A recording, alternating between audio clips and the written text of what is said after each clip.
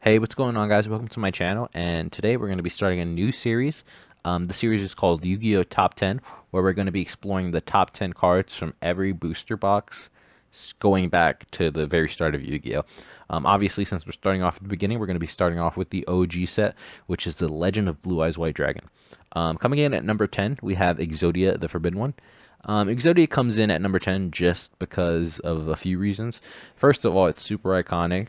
It was widely used back in the day, and it's still widely used today. So that's why it's such high up in the list, relatively speaking, in comparison to the other cards that didn't make it.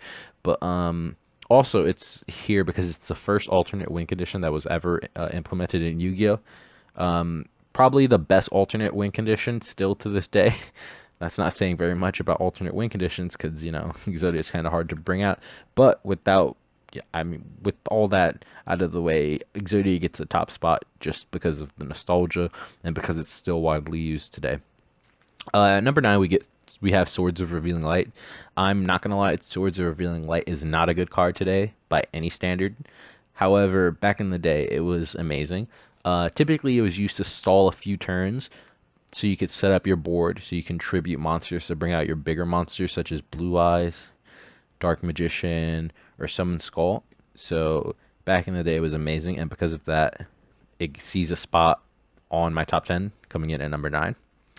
At number 8, we have the first trap card on the list, which is actually Trap Hole. First of all, Trap Hole was a great form of removal.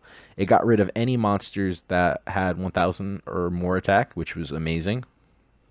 It's still pretty decent, I want to say, although many people don't play it because we have significantly better traps. But as a form of removal, you could see worse. Coming in at number 7, we actually have Dark Magician. Now, a lot of people have a really nostalgic view on Dark Magician, and because of that, they like it. I have it not as high up on my list, but still fairly high for some reasons. First of all, it's still receiving support today, which is amazing. We're in 2019 currently, and Dark Magician just got some new support, so that's awesome. And then it gets a top cut in the list just because of the iconic status of Dark Magician and because everyone recognizes it. Coming in at number 6, we have Dark Hole. Great form of removal. It got rid of every monster on the field, which was just perfect. Nothing else you could ask for in terms of a piece of removal. Konami had a love-hate relationship with this card, as it was banned, limited, then banned again, and then limited. It was definitely a staple back in the day. Now, not so much. It doesn't see much play, but it gets a top spot for the fact that it was such a dominant spell card back in the day. At number 5, we actually have Blue Eyes White Dragon. A lot of the reasons I listed on the Dark Magician apply to Blue Eyes as well. However, Blue Eyes is significantly higher for a few reasons. First of all, it's receiving more support than Dark Magician, which is why I put it a little bit higher. Also, it won a Nats pretty recently, so that just tells you everything you need to know about the card. I mean, obviously, it wasn't just that card that contributed to it, but Blue Eyes as a strategy won Nats recently. It's just really good. It's iconic, and because of that, it gets the 5 spot on my list. Coming in at number 4 is like Raigeki. Raigeki was basically Dark Hole on steroids. I'm not gonna lie, it was amazing, and it was so good. It was banned for years until recently. So because of that, it gets a top spot on my list. Coming in at number 3 is actually Polymerization. A lot of people might think I have Polymerization really high on this list compared to what it does, in comparison to other cards such as Raigeki and Blue Eyes or Dark Hole. But I have Polymerization so high for several different reasons. First of all, Polymerization is still used to this day, and we're talking 10 years plus, and Polymerization is still being played. So that just shows you how good of a card it was. Also, it was the first form of extra deck monsters, and so that's super important because extra deck monsters are like the primary focus of Yu-Gi-Oh today. So I want to kind of give a shout out to Polymerization for kind of bringing us to extra deck monsters. Secondly, it's just super. Lastly, it's just super iconic. So because of that, Polymerization comes in number 3.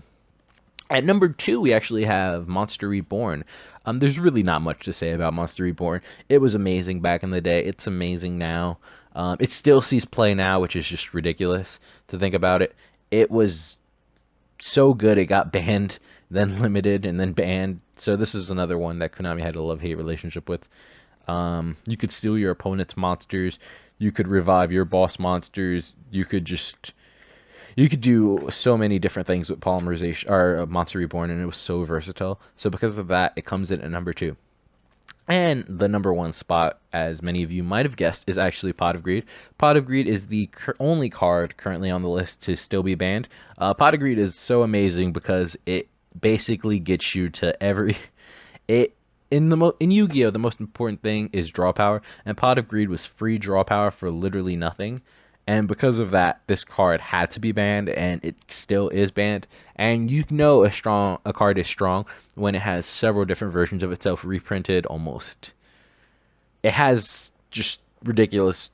It has a ridiculous amount of reprints. It has Pot of Avarice, Pot of Desires, Pot of Duality, and so because of that, and because of the fact that it's still banned, Pot of Greed takes the number 1 spot on my list. Thank you for watching my video. I hope you enjoyed, and if you did, like and comment down below, and I hope you subscribe. Thank you. Bye.